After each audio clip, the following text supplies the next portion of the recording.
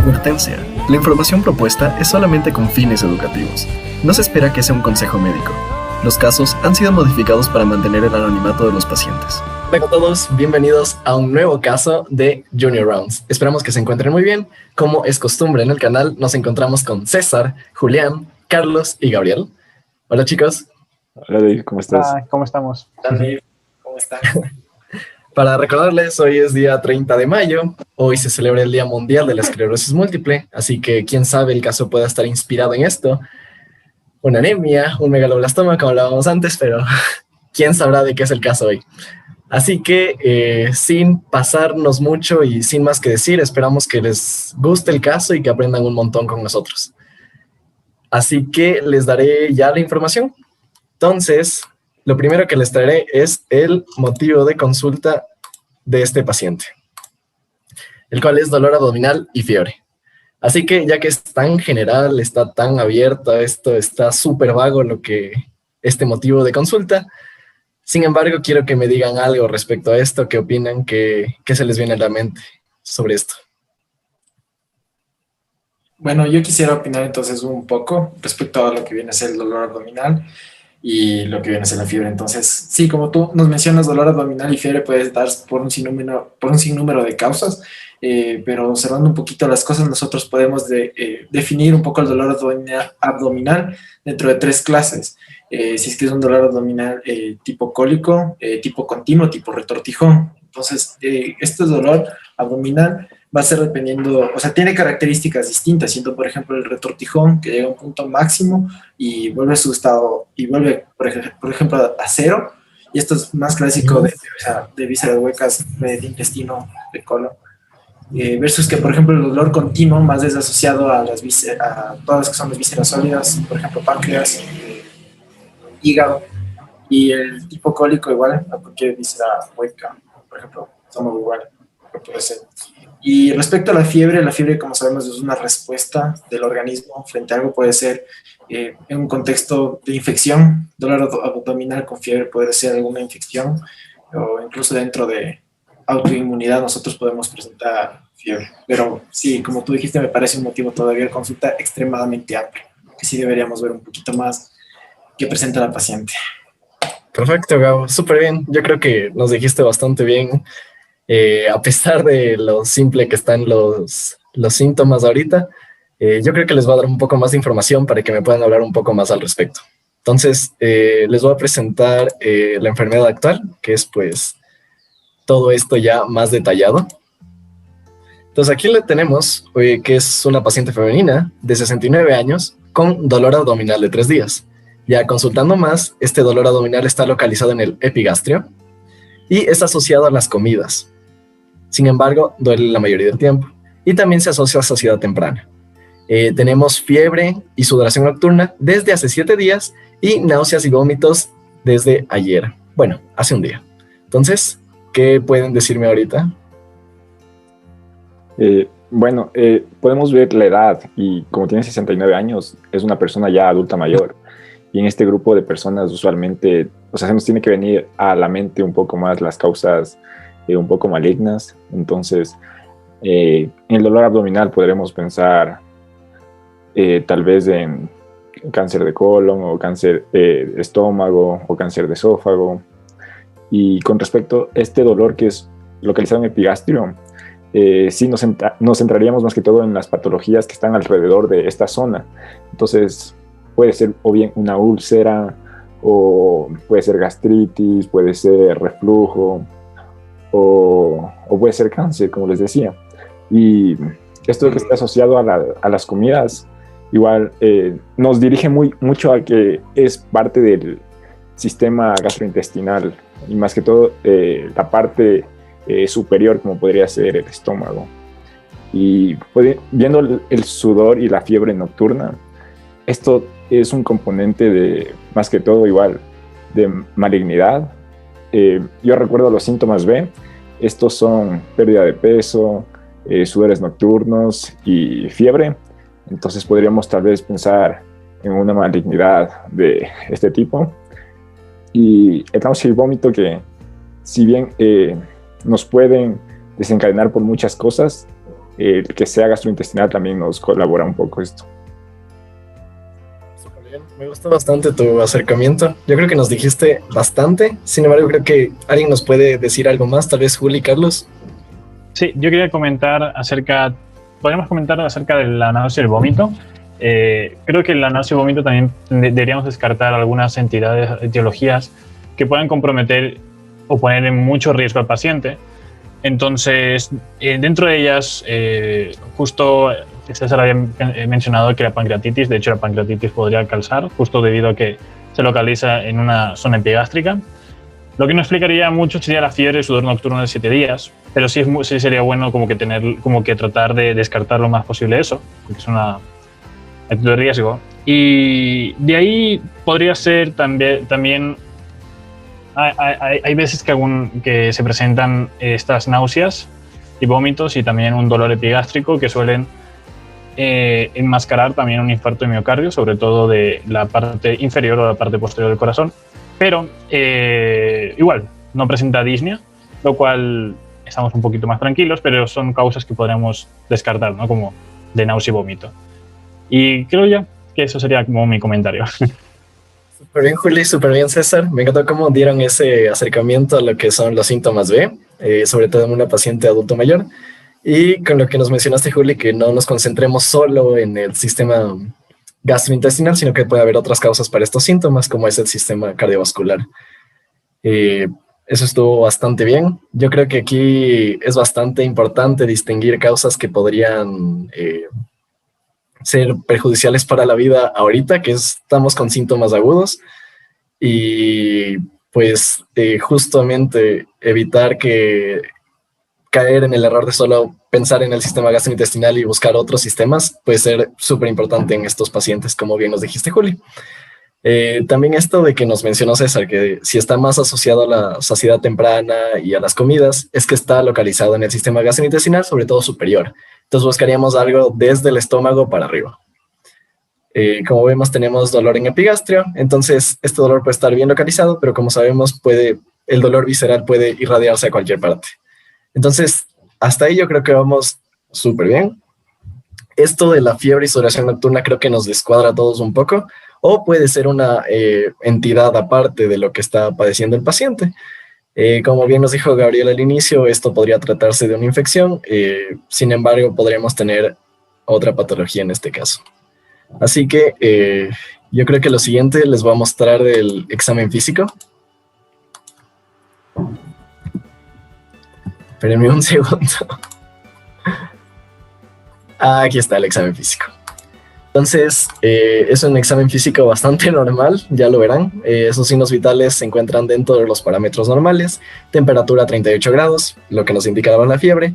Una frecuencia cardíaca de 80 latidos por minuto. Frecuencia respiratoria 16. Una presión arterial de 125/70, bien para la edad. Y una saturación de 95% al aire ambiente. General, cabeza, cuello, pulmonar y cardiovascular, todo se encuentra dentro de los parámetros normales. Orientada, escleras blancas, conjuntivas sin anormalidades, el pulmón y el corazón normales a la auscultación. Sin embargo, en el abdomen ya encontramos la primera anormalidad, que es una sensibilidad a la palpación en epigastrio, lo cual se asocia al dolor que presentaba la paciente. Un alivio puede ser que el abdomen no está distendido, al menos no por el momento, lo cual nos descarta otra causa de abdomen agudo, que puede ser una obstrucción intestinal. Entonces, con estos datos del examen físico que no son tan alarmantes, Carlos, ¿nos puedes decir algo al respecto? O si cambia alguna perspectiva tu análisis clínico del caso. Bueno, chicos, o sea, a ver, para empezar me parece como bastante acertado el camino que estábamos tomando, o al menos el que marcaron todos mis compañeros hasta ahorita. Porque, bueno, o sea, una vez que tú tienes un paciente que se presenta con dolor abdominal y fiebre, o sea, sabemos que tiene algún contexto inflamatorio el cuadro que está teniendo en este momento, ¿no? Entonces, te interesa más o menos darte cuenta si es que es algo, como este cuadro parece bastante agudo, porque, bueno, empieza con fiebre y sudor desde hace 7 días, o sea, bueno, se mantiene todavía en lo agudo, al menos a mi parecer. Y después de que inicia este fiebre y sudor nocturno, desde estos 7 días, empieza a los 3 días el dolor abdominal, con saciedad temprana y todo, y después de eso ya un día, o sea, un día antes de presentarse a la emergencia, la náusea y vómito, ¿no es cierto? Entonces, un dolor abdominal con fiebre, yo le categorizaría, al menos si es agudo, entre si es algo infeccioso o es algo no infeccioso. Si es que es algo infeccioso, es bastante, o sea, podemos categorizarle si es que es de las 3 Gs, ¿no? Si es que es gastrointestinal, si es que es GYN, o sea, que es ginecobstétrico, o si es que es GYN y genitourinario. Entonces, en este caso, la localización del dolor, que es bastante epigástrico, nos ayuda como a... Y bueno, también la naturaleza de los síntomas, ¿no? Esto que es asociado a, justo como ustedes dijeron, que a la saciedad temprana y asociado a las comidas, nos localiza más hacia un lado gastrointestinal. Ahora, el hecho de que, bueno, la temperatura está en 38, que se mantiene la fiebre. De ahí, lo que me preocuparía un poco es, bueno, el hecho de que no tiene, bueno, de hecho lo que me calmaría un poco es que a la palpación no tengamos ninguna como masa ni nada de cosas de que preocuparnos, ¿no? Porque el hecho de que esté llegando a saciedad temprana, nos podría hacer pensar en que puede de verdad ser un tumor, como dijo César. Pero también podemos pensar que puede ser otro tipo de cosas, ¿no? Capaz puede ser como alguna forma de obstrucción en algún lado que a la larga se convirtió en la náusea y el vómito pudieron ser como algo como reflejo. Entonces, la verdad, es un poco, yo creo que es un poco como calma y no te calma que el examen esté tan normal, porque por lo menos te sirve para descartar cosas como que estén afectando la vida en este momento, pero al menos no te aporta tanta información. Además, nos falta como un poco de historia como médica, o sea, nos falta como antecedentes y todas las cosas, como para poder acercarnos un poco más, no sé, completamente al paciente, pero al menos hasta el momento esto es lo que yo pienso, porque el hecho de que, bueno, sí orientada, sabemos que en el caso de que sea como alguna úlcera o algo así, esté sangrando, sabemos que, bueno, al menos está orientada, no tenemos, no sé, signos que nos muestren que puede estar deshidratándose, que puede estar como, de alguna forma, poniéndose en peligro la vida.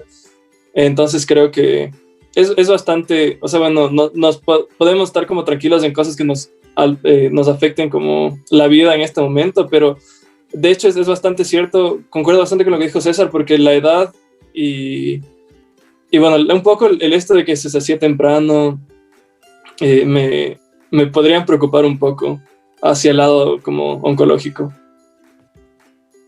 Excelente, súper bien, Carlos. Me gusta bastante todo lo que dijiste, sobre todo ver si es una úlcera. En este caso, también me dijiste que te faltaban datos de su historial médico y bueno, esto es porque se llegó primero esta paciente de emergencias, entonces por eso empezamos con esta información y el examen físico que se le hizo ese momento, lo cual nos pudo ayudar. Pero luego sí se pudo obtener la parte de la historia clínica, entonces ahorita les daré eso para que lo vean mejor.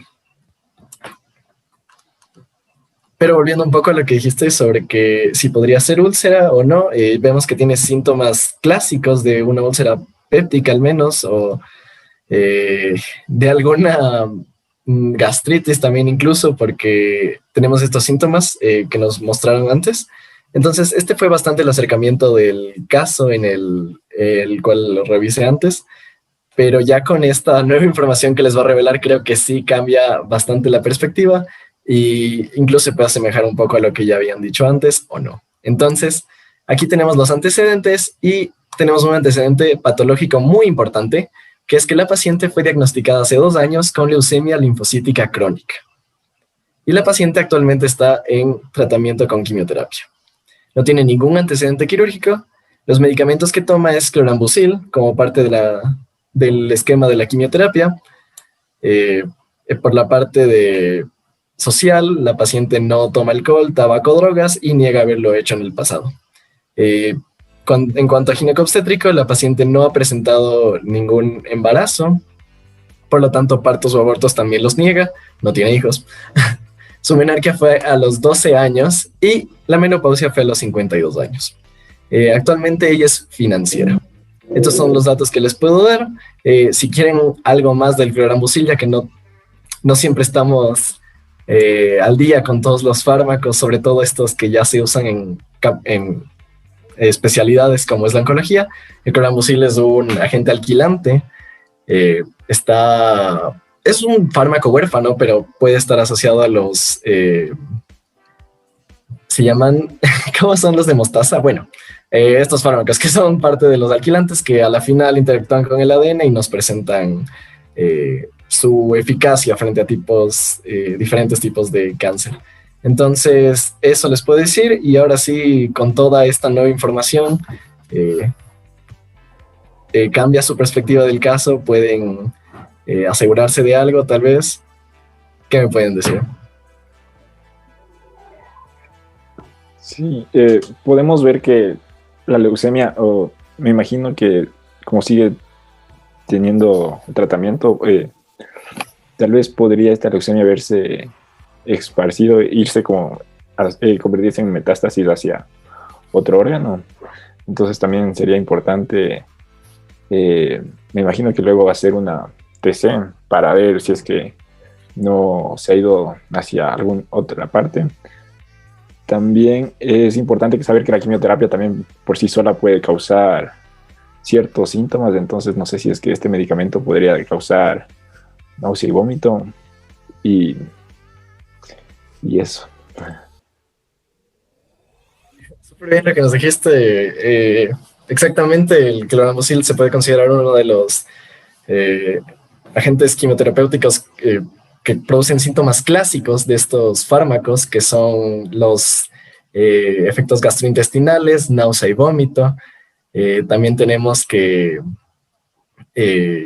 estos fármacos producen, bueno, aparte de estos síntomas clásicos que podrían presentarse bien o no ahorita, como es la náusea y el vómito, a pesar de que ya los ha estado tomando un buen tiempo, en cualquier momento puede presentarse estos síntomas.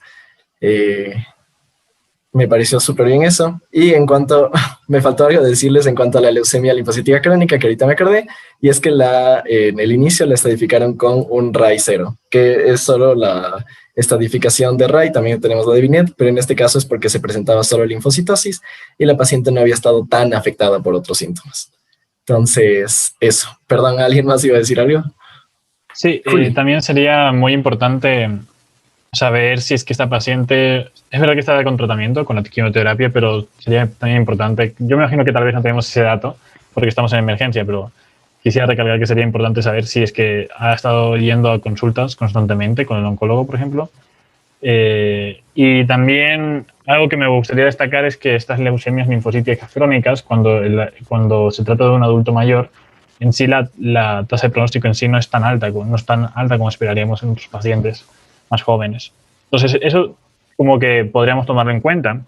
Y quién sabe si tal vez esta fiebre y sudores nocturnos, desde hace 7 días, puede ser que en sí haya una recurrencia de la leucemia, el tratamiento no ha sido de manera efectiva. Y quién sabe, igual como César dijo, podría ser que estuviese siendo en un proceso mucho más grave, como una metástasis. Me parece correcto. Y volviendo a lo que dijiste al inicio, ahorita, como vemos, sí puede tratarse de otras entidades. Este fármaco es clásico para la mielosupresión, lo cual nos indicaría que todas sus células de la línea hematopoyética y de las otras líneas están bastante, o podrían estar bastante reducidas, por lo cual podría tener una tendencia a desarrollar otras enfermedades infecciosas o tener esta predisposición de la inmunosupresión.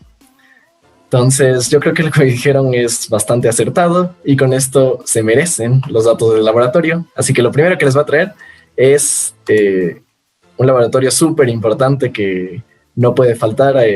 Con todos los diagnósticos diferenciales que me dieron, podría ser una úlcera, podría tratarse de algún tema oncológico. Entonces, algo que es súper importante es tener un laboratorio, una biometría hemática, y aquí tenemos los datos. Entonces, el hematocrito se encuentra bajo con un 32%, la hemoglobina está en 10,4 gramos sobre decilitros, los leucocitos están bastante elevados, están en 17.900. Aquí vamos al conteo diferencial de las células y tenemos que los neutrófilos se encuentran disminuidos con un 36%, los linfocitos elevados con un 58%, que es algo que podríamos esperar a pesar de la quimioterapia. Tenemos monocitos, eosinófilos y basófilos en rangos normales. En cuanto a las plaquetas, también se encuentran en los parámetros normales. Los eritrocitos están disminuidos con 3.5 millones milímetros sobre células, y el volumen corpuscular medio es de 95 centilitros. Así que con este laboratorio, ¿qué se les viene a la mente? Bueno, podríamos ver que tiene, como dijiste, una hemoglobina baja, entonces podríamos ya pensar que es una anemia. Y si vemos en anemia, siempre debemos que pensar si es que es normocítica, microcítica o macrocítica. Entonces vamos a ver esto con el volumen corpuscular medio. Entonces, si es que es de 80 a 100, es normocítica. Entonces, en este paciente tendríamos una normocítica. Luego sería importante recordar cuáles son las causas de normocítica, y puede ser por enfermedades crónicas, o puede ser por falla renal, o puede ser una anemia hemolítica. Entonces, este paciente, por su pasado, lo más probable pienso que debe ser una anemia por enfermedad crónica. Luego, si es que vamos a analizar los leucocitos, como dijiste, están elevados por la enfermedad, por la leucemia, y eso. Entonces, para definir bien si es que es una enfermedad, una anemia de enfermedad crónica, sería importante, no sé si tienes la saturación de transferrina o la concentración de ferritina. Sí los tenemos, pero son datos que nos vienen luego en el caso. Por el momento tendremos solo esto de aquí para ver un poco más su análisis, pero me gustó bastante lo que dijiste. A mí aquí lo que me preocupó un poco al revisar el caso fue la elevación de los leucocitos, ya que podría indicar alguna, bueno, sobre todo, ¿no? Una elevación tan alta de los leucocitos es preocupante en cualquier paciente, y sobre todo en un paciente delicado como este. Entonces, bueno, por si lo querían pedir, también le hicieron un examen que ahorita es muy importante descartar. Creo que está aquí. Sí, entonces dio negativo para COVID. Si ya hacía falta. Pero bueno, teniendo todos estos datos y toda esta información, y súper bien lo que dijiste sobre la clasificación de la anemia, hay que recordar que la anemia de la enfermedad crónica al inicio es normocítica, y ya en un estado muy tardío ya es microcítica, pero los mencionaste bastante bien las causas. También habría que mencionar en un estado inicial una anemia por mielosupresión también podría empezar con estos datos de laboratorio, y sin embargo la preocupación inicial sigue siendo el dolor abdominal, que ya va 3 días y que no ha parado, y que se localiza en epigastrio. Entonces, pensando en esto, solicitaron una endoscopía esófago gastroduodenal para visualizar toda esta área. Entonces, aquí les tengo los resultados. Deberían estar aquí. Un segundo. Bueno, digamos que no vieron esto ya. Bueno, eso nos revela bastante del caso, pero bueno, aquí tenemos una endoscopía esófago gastroduodenal y se encontraron lesiones con morfología ulcerada en el antro, a los cuales se les realizó una biopsia. Entonces, con estas lesiones clásicamente localizadas en antro y que parecen una úlcera, ¿qué podrían pensar? Yo creo que podríamos, o sea, lo típico es que sea H. pylori, que esté una úlcera en el antro. O sea, pero bueno, para empezar, o sea, un comentario que tenía es que, o sea, si es que yo le hubiera hecho algo, o sea, antes de hacer una endoscopía, hubiera hecho como un CT o alguna forma de imagen como no tan invasiva. Porque todavía, o sea, bueno, imagino que, bueno, el caso, como, bueno, la gente es más crack y hace las cosas como saben, ¿no? Pero, o sea, yo creo que, por lo general, una forma de, al menos en la que yo creo que o sea, que tomaría como para llegar a un diagnóstico como un paciente con dolor abdominal, sería hacer un CT, porque o sea, bueno, al menos en este que puede tener tantas cosas y a la vez nada, y es un paciente cada vez tiene un antecedente tan importante como el de la leucemia, y que está aparte en medicación inmunosupresora. Yo creería que, o sea, sí es algo importante como primero empezar con una imagen tipo CT, porque te puede, o sea, bueno, ya sé que luego va como, ahorita ya sabemos que va luego alguna imagen de esas, ¿no?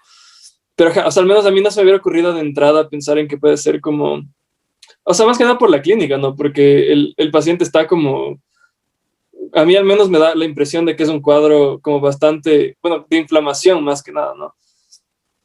Y es bastante agudo. Entonces, por ejemplo, si quiero hacer una biopsia sería porque quisiera encontrar justo lesiones como estas, ¿no? Lesiones que quizá una úlcera, no sé, se me hace algo que se presentaría capaz de otra forma, ¿no?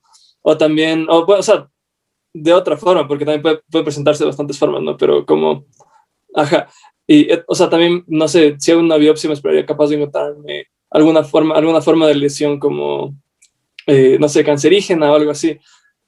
Pero ajá, entonces, no sé, eso es algo que quería decir. Sí, súper bien, gracias, Carlos. No, de hecho, el caso también solicitó una imagen de CT, una tomografía computarizada, y también una PET scan, que fue lo que vieron antes de tiempo, que es esta de acá. Entonces, el de la CT no tenemos muchos datos, sin embargo, nos dieron los de la PET scan, la PET CT, y aquí ay, perdón, aquí falta algo. A eso, ahí ya estamos completos. Que hubo captación positiva sobre nódulos abdominales en la región preaórtica, en la sección celíaca y gástrica. Debemos recordar que los nódulos linfáticos de la zona celíaca son los que drenan principalmente el estómago, y encontrar nódulos en esta sección celíaca y gástrica captación de nódulos nos puede indicar una actividad sobre todo referente a su leucemia linfocítica crónica. Entonces, sí, este fue el enfoque del caso, y lo siguiente que tendremos será los datos de la biopsia, si mal no estoy. Sí, entonces ya con esto de la biopsia ya se revela lo último del caso, el diagnóstico final que tuvo esta paciente, así que quisiera escucharles antes de eso qué diagnósticos diferenciales me pueden dar. Ya vimos bastante, ya analizamos mucho lo que son los síntomas que presentó y las características particulares de esta paciente, así que ¿qué diagnósticos me pueden soltar ahorita? El que sea, Gabriel, Juli, César, Carlos, uno cada uno estaría bien. Yo la verdad sí quisiera apoyar por ejemplo, lo que ya mencionó César, que hay una metástasis, entonces que podría ser por ahí. Ok, muy bien. Diagnóstico X. Está súper bien. ¿César? Ya, yo como te dije desde el inicio, veía estos síntomas B, entonces esta leucemia me parece que se puede transformar en linfoma, entonces yo sí me iría por un linfoma tipo Hodgkin. No, tipo no Hodgkin. Perfecto.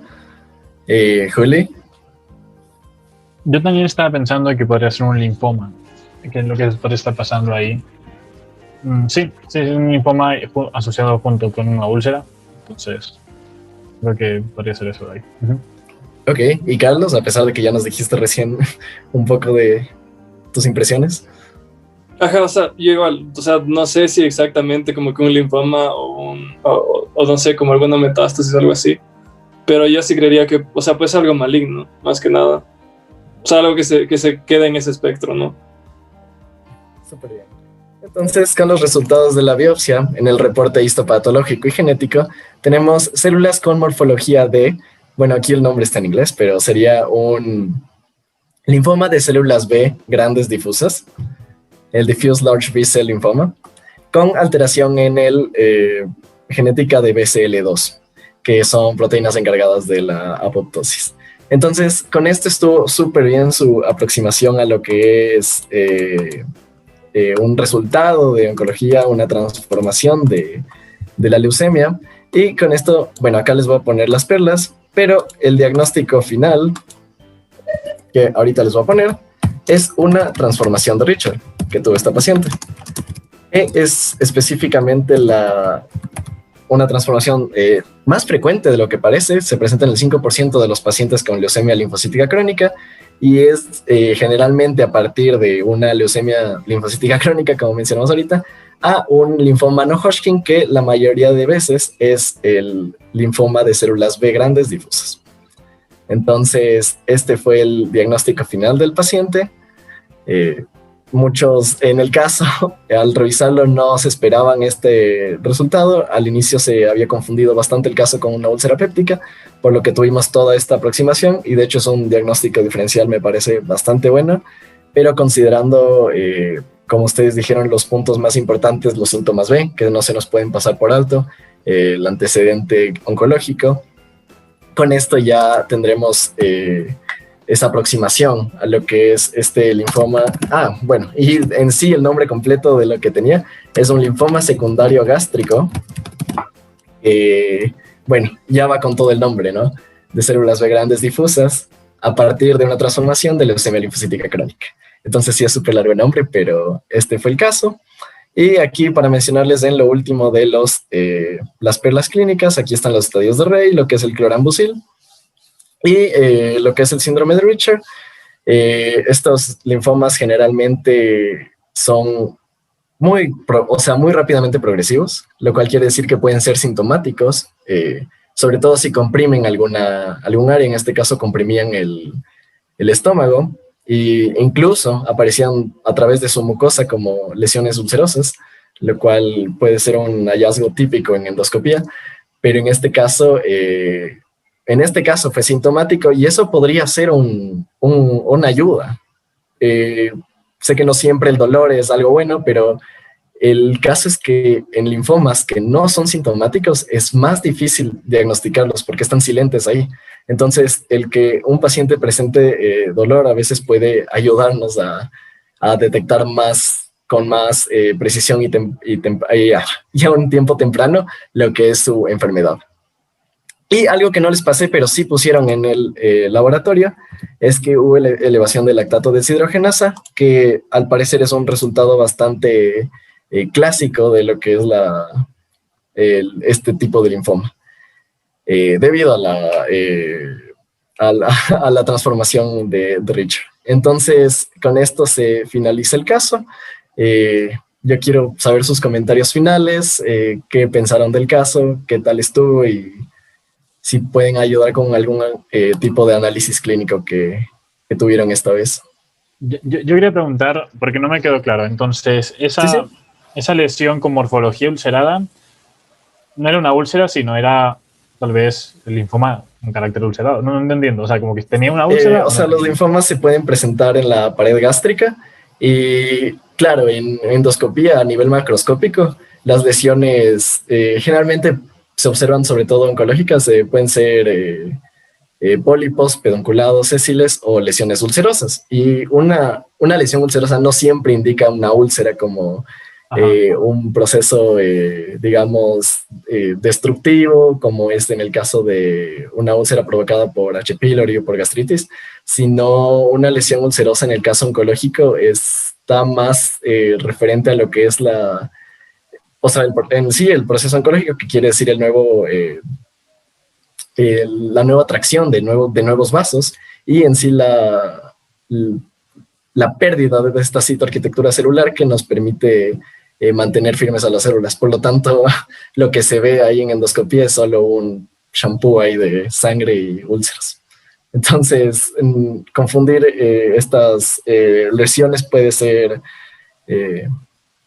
bastante común. Por lo tanto, siempre se pide biopsia, porque a rasgos así macro no se puede saber qué es. No sabe si es una úlcera o si es una lesión oncológica. A mí me llamó la atención justo porque lo que decía Carlitos, que cómo se fueron directamente a una endoscopía. Yo estaba pensando que tal vez porque, no estoy seguro, la verdad, presenta criterios para de banderas rojas de dispepsia. Entonces tal vez podría ser que se enfocaron diciendo, ok, este paciente es mayor de 60 años, tiene náusea, tiene vómito, tiene saciedad. Entonces, como que no sé si todos los casos tienen que ameritar que directamente hagamos una endoscopia esófago gastroduodenal, pero la verdad que yo también como hubiese tenido ese recelo de hacerle eso y no una imagen antes. Muy bien, me gusta ese enfoque porque al revisar el caso también lo pensé así.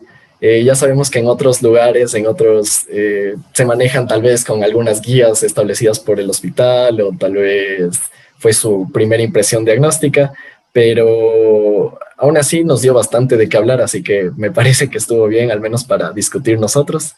César, ¿qué me puedes decir del caso? Súper chévere. Y me pareció interesante que la paciente no haya desarrollado